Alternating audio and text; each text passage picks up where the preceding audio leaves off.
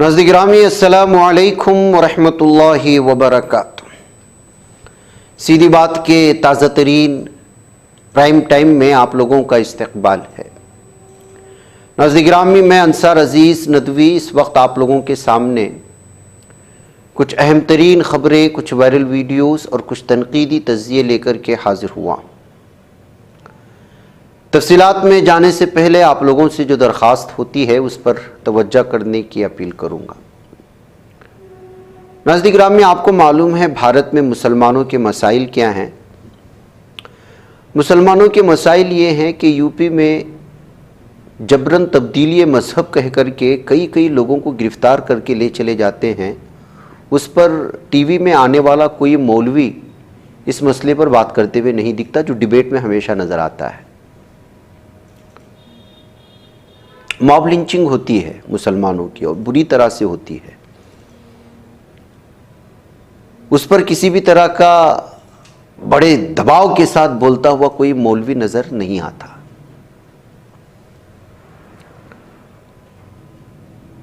इस वक्त बंगाली ज़बान बोलने वाले मुसलमानों को गिरफ्तार किया जा रहा है। बंदूक की नोक पर उनको निकाल के बाहर करने की कोशिशें हो रही हैं। जैसे असदुद्दीन ओवैसी ने भी इस बात का तज़किरा किया, उस पर कोई मौलवी बोलता हुआ नज़र नहीं आता। जो डिबेट में जाता है, जिनको बुलाया जाता है, दावत देकर के बुलाया जाता है कि आइए हम आपको पैसा देंगे, आप हमारे टीवी के एक स्क्रीन पर बैठें और खूब ऐसी बातें करें जिससे हमारी टीआरपी बढ़े और जो मेन मुद्दे हैं वो दब जाए।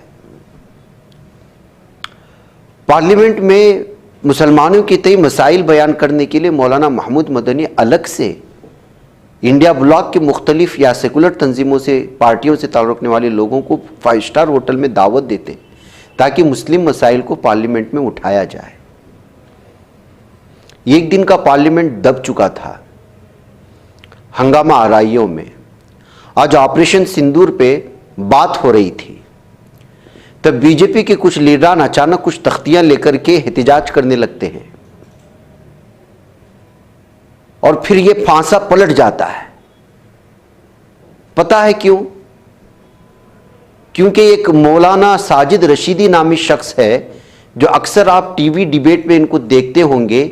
ये मुद्दों को पलटने में बड़ा माहिर शख्स है। मैं माफ़ी चाहता हूं, कुछ अल्फाज शायद इनको भी या उनके मानने वालों को बर्दाश्त नहीं हो पाएंगे, लेकिन मुझे बोलने की इजाज़त दें। डिंपल यादव क्या वाकई में मस्जिद में आने के लिए वो पूरी तैयारी के साथ आई या हंगामी तौर पर उनको मस्जिद में अपने शोहर के साथ चली गई? कहा जा रहा है कि जब डिंपल यादव मस्जिद में जाती हैं तो वो पूरी तरह से जो है भारतीय समाज और सकाफत की एक नारी जिस तरह जाती है, आंचल लिए, पूरा बदन ये किए हुए, तो मस्जिद में एक मौलाना की दावत पर जो उस मस्जिद के एमपी थे वहाँ पर चले जाते हैं। तो बीजेपी इसको पहले अलग मुद्दे में लाने की कोशिशें कर रहे होते हैं। पार्लियामेंट का सेशन शुरू होने लगता है, मौलाना साजिद रशीदी साहब को हया, पर्दा और मस्जिद के एजाज़ के बारे में अचानक ख्याल आने लगता है और वो फिर बयान दे देते हैं डिंपल यादव को लेकर के। बीजेपी उस मुद्दे को थाम लेती है। ऑपरेशन सिंदूर पर बात करने के लिए जो मेंबरान पार्लियामेंट गए हुए थे, जिन लोगों को घेरने की बात हो रही थी, कांग्रेस और इंडिया ब्लॉक के लोग अलग अलग मुद्दों को बीजेपी को घेरने के लिए पार्लियामेंट के बाहर एहतिजाज करने की तैयारियों में जाते हैं, तो अचानक मौलाना साहब ने बीजेपी को भी एक मुद्दा दे दिया ताकि इन तमाम मुद्दों से परे करके मीडिया का खूब इस्तेमाल करके नारियों के ऊपर होने वाले जुल्म और सितम पर लेकर के मौलाना की टोपी और दाढ़ी को बार बार दिखा करके एक तरफ डिंपल यादव, दूसरी तरफ मौलाना, फिर चौथी तरफ बजरंग दल के लोग, बीजेपी के लोग, खूब हंगामा आराई हो जाए और ये सेशन भी इसी मुद्दे पर ख़त्म हो जाए।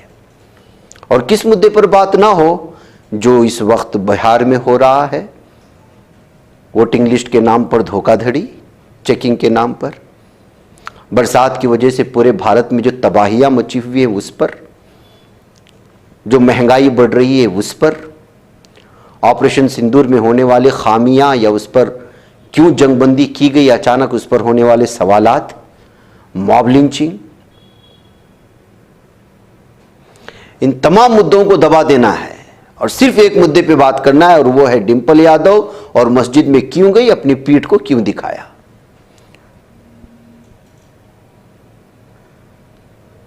भाई कुछ तो आप ख्याल करें कि इस वक्त जो सूरत हाल है, हमारे असल मुद्दे क्या हैं। बार बार इस तरह की डिबेट में आने वाले मौलाना या इस तरह के लोग मीडिया की साजिश का शिकार हो जाते हैं, बीजेपी के प्रोपेगेंडों का शिकार हो जाते हैं, और इनको अकल भी नहीं आती और ये समझते हैं कि हम ही बहुत अच्छा सोचने वाले, हम ही सही समझने वाले, सारी सियासी सूझबूझ भारत की अल्लाह ताला ने मेरे ही दिमाग में घुसा करके छोड़ा है, मैं ही अकेला जो है मसाजिद को जो है पूरी तरह से उनकी नुमाइंदगी करने वाला, मैं ही पूरे मुसलमानों की नुमाइंदगी करने वाला। जो असल नुमाइंदगी कर रहे होते हैं वो डिबेट में इस तरह की बकवास करते हुए नजर नहीं आते आपको, वो जमीनी सतह पर काम करते हैं और उनको काम करना आता है। और जिनको काम करना नहीं आता, जिस सुर्खियों में रहना आता है, उन लोगों को इस तरह की बातें जो मुद्दा ही नहीं है, कोई मुद्दा नहीं है, वो उस मुद्दे को ऐसे उठा करके ला करके छोड़ दिया। और मुद्दा क्यों होगा बताइए, मुद्दा क्यों होगा? सियासत करने वालों के लिए जरूर मुद्दा है, मस्जिद में वो लोग क्यों गए, वो धर्म का इस्तेमाल कर रहे हैं, मस्जिदों में क्यों चले गए, मंदिरों में क्यों नहीं जाते। बीजेपी मंदिरों में जाते हैं तो उस वक्त कोई डिबेट नहीं करता, बीजेपी के लीडरान, इंडिया ब्लॉक के कोई लीडरान, समाजवादी पार्टी के, कांग्रेस के लीडरान या इस तरह की दीगर पार्टी के लीडरान मस्जिद में घुस जाते हैं तो सियासत शुरू हो जाती है। अब उस पूरे काफिले में डिंपल यादव भी थी और उस वक्त उसका वो लिबास था, वो अंदर चली गई तो उनको पीठ नजर आने लगी। भाई तुम पीठ देख क्यों रहे हो? या फिर आपने उनके सामने तफसीर और हदीस की कोई किताब खोल करके रख दी थी कि नहीं अब मस्जिद में जाते वक्त खवातीन को, असल में तो मस्जिद के अंदर खवातीन का दाखिला ममनू है अक्सर मसाजिद में।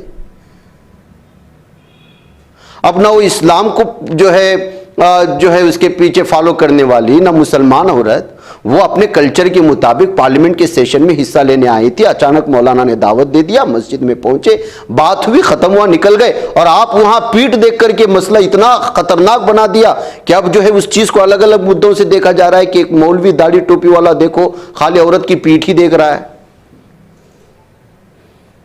वो क्या मुद्दे पे बात कर रहे हैं उससे कोई सरोकार नहीं है मौलाना को, किस लिए बुलाया गया था उससे कोई सरोकार नहीं है, वहां किन मुद्दों पर बात हुई उससे कोई सरोकार नहीं। हां, डिंपल यादव की पीठ नजर न आई, वो मस्जिद में दाखिल हो गई, पीठ नजर आई, बस ये खत्म हो गया।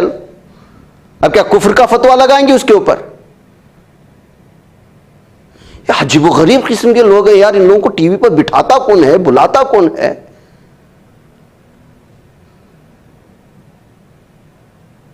जो दुश्मनों की साजिश का शिकार हो जाते हैं, मुद्दों को अचानक पलटने के लिए ये लोग जो है इस्तेमाल किए जाते हैं। और इन लोगों को पता है, ऐसा नहीं कि पता नहीं है, पता है।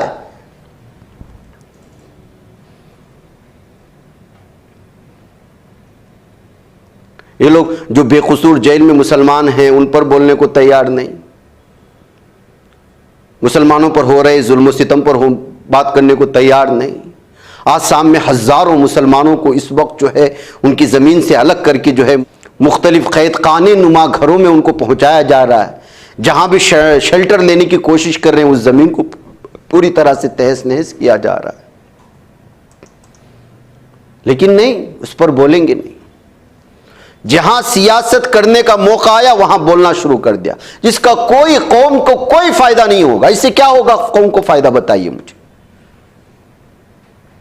एक मुस्लिम खातून होती, वो इस तरह आती तो उस पर भी ऑब्जेक्शन नहीं होना चाहिए था। तबलीग करने का ये अंदाज नहीं कि पब्लिक के सामने आए, बोलने लगे, उसकी पीठ नजर आ रही है, ये कोई तबलीग का अंदाज है? ये कोई तनकीद करने का अंदाज है? कोई भी गलती करता है तो उसको समझाने के लिए हमें एक तरीका बताया गया है इस्लाम मजहब में। अगर खातून मुस्लिम भी होती तो उसको इस तरह से आप लोग मीडिया में या दीगर चीजों में आकर के अचानक सियासत या अपना चेहरा सामने लाने के लिए बयान नहीं दे सकते। या फिर आप जो है बताइए, डिंपल यादव को पहले जाकर के बैठे उनके सामने बताएं कि ये मस्जिद का एहतराम है, मस्जिद में इस तरह से दाखिल होता है, ख़वातीन के लिए इतने मखसूस क़वानीन बनाए गए हैं, ये इस्लाम मजहब है, ये हमारा हया है, ये हमारा पर्दा है, ये सारी चीज़ें समझाओ ना पहले।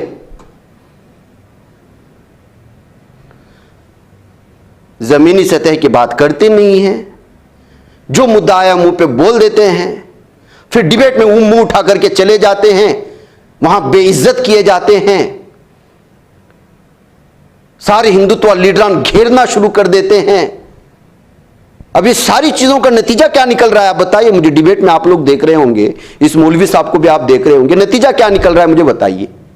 नतीजा सिर्फ यह है कि डिंपल यादव बच बचाते एक बयान देकर के चली जाती हैं कि ये लोग जिन पर जुल्म सितम होता है लड़कियों पर, बीजेपी वाले उस पर बात नहीं करते कह करके चले जा रही हैं, जबकि अगर वो मौलाना को बात करने पर, जवाब देने पर आती तो वो भी उनकी तौहीन कर सकती थी, वो भी उनको बेइज्जत कर सकती थी, नहीं कर रही हैं।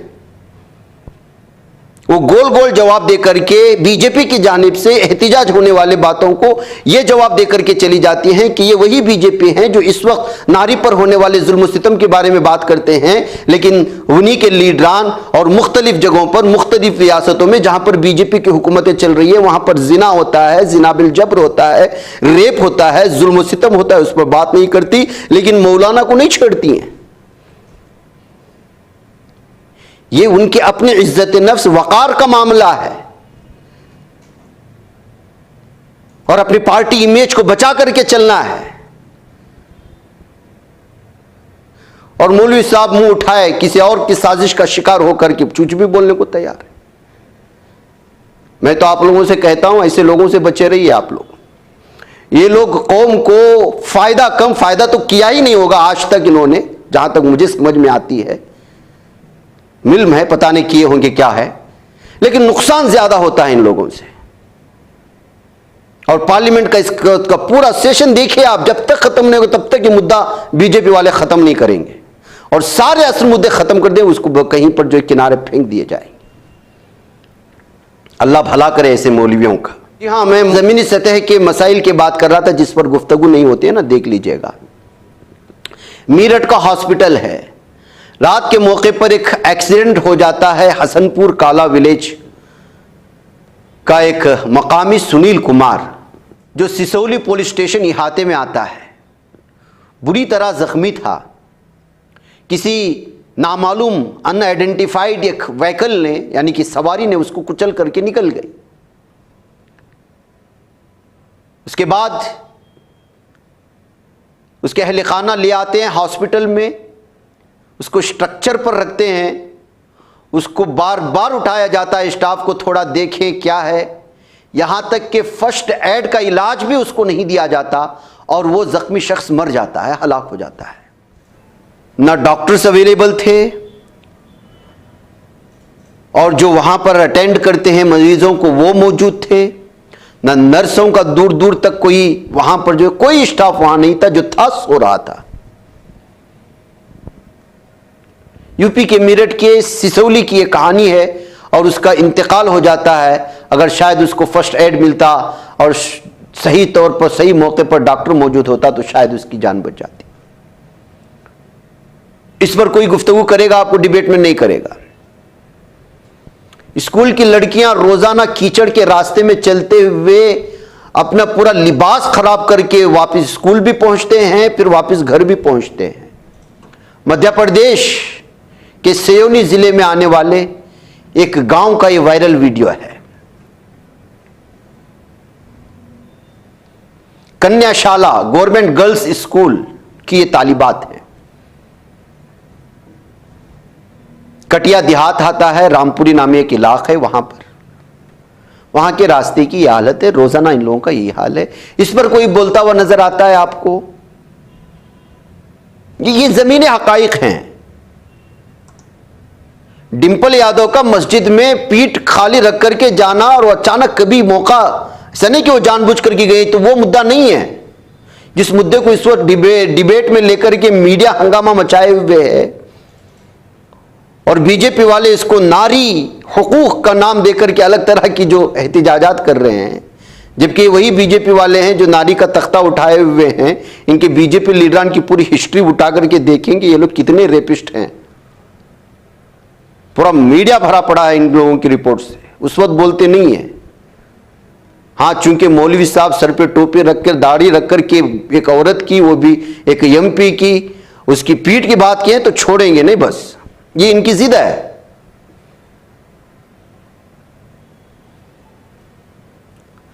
राहुल गांधी प्रियंका गांधी साहब को, साहिबा को नन नजर आ गए, मलयाली, जिसका मैंने सुबह में इजहार किया था। तब्दीली मजहब के नाम पर छत्तीसगढ़ में जिनको दुर्ग रेलवे स्टेशन पर गिरफ्तार किया गया था, 2 कैथोलिक राहिबाओं को, उस पर बात करना शुरू कर दिया है इन दोनों ने।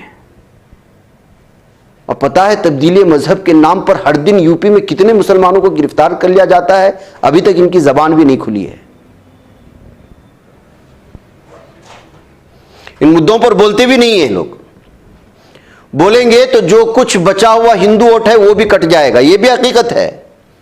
पहले जो मैंने तबसरा किया वो भी हकीकत है, ये भी हकीकत है। लोकसभा में हिज़्ब इख्तिलाफ के कायद हैं राहुल गांधी। इन लोगों को कहना पड़ता है मुसलमान मुद्दों पर आप बोलें, 5 स्टार होटल में दावत देनी पड़ती है इनके एमपीज को।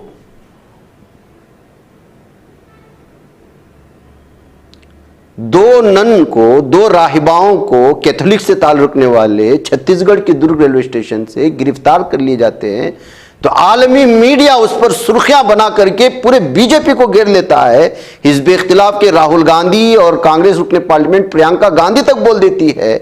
और अब तक का पूरा डेटा पूरे भारत में उठा करके देख लीजिएगा, जबरन तब्दीली मजहब के नाम पर अब तक कितने मुसलमानों को गिरफ्तार किया गया, कितने जो है मदरसों पर ताले लगाने की कोशिशें हुई, और कितने लोगों के पीछे अभी भी एटीएस लगी हुई है। राहुल गांधी प्रियंका गांधी क्या उन पर भी बोलेंगे, यह सवाल उठाना बहुत जरूरी है। इस तस्वीर को देखिएगा, भरत भाई बराइया, इसने अपने 5 या 6 बच्चों को 8x6 के एक लोहे की सलाखों वाले केज में रखा है, पिंजरे में रखा है, ऐसा महसूस होता है। लेकिन ये उस पर जुल्म नहीं कर रहा है बच्चों पर, ये वहां पर आने वाले तेंदुओं से बचाने के लिए रात के वक्त में अपने बच्चों को मजबूत हिसार उनको फराहम करता है। क्योंकि ये जिस इलाके में रहते हैं उस इलाके में जंगली जानवरों का हमला सुबह शाम रहता है, बिलखुसूस रात के वक्त में, और इसका घर पक्का नहीं है। तो ऐसी सूरत हाल में कहीं से भी धक्का लगा करके अंदर आ सकते हैं। तो इस वजह से वो अपने बच्चों को इन जानवरों से बचाने के लिए ये केज बनाया हुआ है, और ये बच्चे रात वहीं पर गुजारते हैं। जंगलों में, देहातों में रहने वाले लोगों की ये मसाइल हैं। इस मसाइल पर कोई गुफ्तगू करते हुए आपको नजर आता है? नहीं नजर आता। इनकी जानों की भी उनकी परवाह नहीं होती हुकूमतों को। तो नाज़रीन गिरामी, ये हकीकत है। बहरकैफ आइए, एक खबर आ रही है इस वक्त अल-क़स्साम ब्रिगेड्स के सिलसिले में उनकी कार्रवाइयाँ जारी हैं। खान यूनुस और जबालिया में काबिज़ इसराइल को भारी नुकसान पहुँचने की खबरें आ रही हैं। मशरिक़ी इलाक़े अबसान कबीर में, जो जनूबी गाज़ा के शहर खान यूनुस में आता है, वहाँ एक फ़ौजी बख्तरबंद गाड़ी को एक ताकतवर बम के ज़रिए तबाह कर दिए जाने की खबरें आ रही हैं। इसी एलामिये में ये भी बताया गया है कि जबालिया शहर के मशरिक़ में एक सेहूनी जंगी टैंक मेर कफ़ाह को भी टंडो मिसाइल से निशाना बनाया गया। काबिज़ इसराइली फ़ौज ने इस हमले में अपने एक फ़ौजी के मारे जाने और 9 दीगर के शदीद ज़ख्मी होने का इतराफ़ किया है, जबकि हमास का कहना है कि इसमें अक्सर फ़ौजी जहन्नम वासिल हो चुके हैं और ये बहुत करीब से किया गया बहुत ही ख़तरनाक हमला था। इब्रानी मीडिया ज़राए के मुताबिक वाक़या उस वक्त पेश आया जब काबिज़ इसराइल के सुराग रसां दस्ते की यूनिट, सुराग रसां यानी कि जासूसी करने वाली, उसकी एक दस्ते की एक यूनिट मशरिकी खान यूनुस के इलाके में दाखिल हुई ताकि दीगर फौजियों की गुजरगाह की सिक्योरिटी यकीनी बनाई जा सके। ये आउट यूनिफॉर्म में रहते हैं और मुमकिना मज़ाहमती ख़तरात की शनाख्त की जा सके। यानी मतलब ये होता है कि एक फौज सहनी दरिंदों की जा रही होती है तो पीछे से हमले से बचाने के लिए आउट यूनिफॉर्म में दूर दूर से चल रहे होते हैं, और आने वाले किसी भी खतरे के सिलसिले में जानकारी देने की कोशिश करते हैं, लेकिन जानकारी फराहम करने वाले इस दस्ते को ही पहले फौजियों ने, हमारे मुजाहिदीन ने उड़ा दिया। ताहम फिलिस्तीनी मुजाहमत पहले इस इलाके में बारूदी सुरंगें नस्ब कर चुकी थी, जो ऐन मौके पर धमाके से उड़ा दी गई, जिससे काबिज रियासत की यूनिट मुकम्मल तौर पर तबाह हो गई है। तो नाज़रीन गिरामी, इस तरह से मुजाहिदीन की जानिब से हर दिन सेहनी दरिंदों को नुकसान पहुँचाने की खबरें भी आ रही हैं, और उधर गाज़ा में जुज़वी इमदाद की रसाई इंसानियत के नाम पर धोखा है, ये कहते हुए नस्लकुशी की पॉलिसी पर पर्दा डालने की कोशिश की जा रही है। ये बयान इस वक्त सामने लाया गया है। एक तरफ काबिज इस्राएली हुकाम तासुर दे रहे हैं कि उन्होंने गाज़ा में इमदादी सामान की रसाई की इजाज़त दी, दूसरी तरफ हकीकत उससे एकसर मुख्तलिफ है। फाका कशी का आलम बदस्तूर जारी है। काबिज इसराइल की तरफ से जिस इमदाद के दाखिले की बात की जा रही है, वो आज तक गज़ा के भूख से बिलखते अवाम तक नहीं पहुँच पा रही है। काबिज इसराइल इमदादी ट्रकों की तस्वीर को एक इंसान दोस्त कदम के तौर पर पेश कर रहा है, ताकि बैनुल अक़वामी सतह पर बढ़ती हुई तनकीद का जोर तोड़ा जा सके। लेकिन बताया जा रहा है कि जैसे ही बॉर्डर के पास पहुंचते हैं, कई सारे जो है ट्रकों को रोक लिया जाता है, एक दो को छोड़ दिया जाता है, और फिर थोड़ा आगे जाने के बाद उसको भी रोकने की कोशिशें होती हैं। ये इल्ज़ाम इस वक्त इन लोगों पर लग रहा है। गाज़ा के लोगों ने जो दुख बर्दाश्त किए हैं वो पूरी उम्मत नहीं कर सकी या कर सकती। ये खलील अल-लहया ने ये इस वक्त बयान जारी किया है। इस्लामी तहरीक मुज़ाहमत हमास की ये सीनियर रहनुमा हैं। गाज़ा के अवाम ने वो सब्र तहम्मुल दिखाया जो पूरी उम्मत दिखाने से कासिर रही। उन्होंने ज़ोर दिया कि गाज़ा के लोग काबिज इसराइल की नस्लकुशी और तबाही के ख़िलाफ़ डटे हुए हैं। उनकी क़ुरबानियाँ तारीख़ में अमर रहेंगी। नाज़रीन गिरामी, इधर ईरान के सिलसिले में ख़बर आ रही है कि वो अब तुर्कमानिस्तान, तुर्की और अफ़गानिस्तान से लगातार रीजनल कनेक्टिविटी बढ़ा रहा है। यानी कि मकामी सतह पर इन तमाम मुल्कों को जोड़ने के लिए वो रेल लिंक्स जो है जोड़ रहा है, रेल की पटरियाँ डालने की बात कह रहा है। जाबिर अली ज़ाखिरी जो कि CEO हैं ईरानियन रेलवेज़ के और डिप्टी मिनिस्टर है रोड्स एंड अर्बन डेवलपमेंट के, उन्होंने बताया कि ईरान कोशिश कर रहा है कि अब बाकायदा एक लंबी जो है लाइन बिछाई जाए रेलवे की, जो तुर्कमानिस्तान को, अफ़गानिस्तान को और तुर्की को जोड़े और मकामी सतह पर एक दूसरे के प्रोडक्ट से इस्तेमाल किए जा सके, और आपसी ताल्लुकात को बढ़ाते हुए इसी रास्ते से पूरी तरह से माशी एतबार से भी, इक़्तिसादी एतबार से भी एक दूसरे मुल्क को मजबूत बनाने की कोशिशें हों। ये ईरान ने बाकायदा इसका अनाउंस कर दिया है ऑफिशियली। ये रिपोर्ट इस वक्त सामने आ रही है। वह नाज़रीन गिरामी, मुझे इजाज़त दें। अस्सलामु अलैकुम रहमतुल्लाहि व बरकातुहू। बच पाता है कोई सहाफ़ी की निगाहों से, मिलाता है ये लोगों को मोहब्बत की पनाहों से। करम और दर्द मंदी का है एक संसार सीधी बात। अज़ीमत जुर्अतो हिम्मत का है इज़हार सीधी बात। अज़ीमत जुर्अतो हिम्मत का है इज़हार सीधी बात। ये चैनल हक निगर बनकर कुचल देता है फितनों को।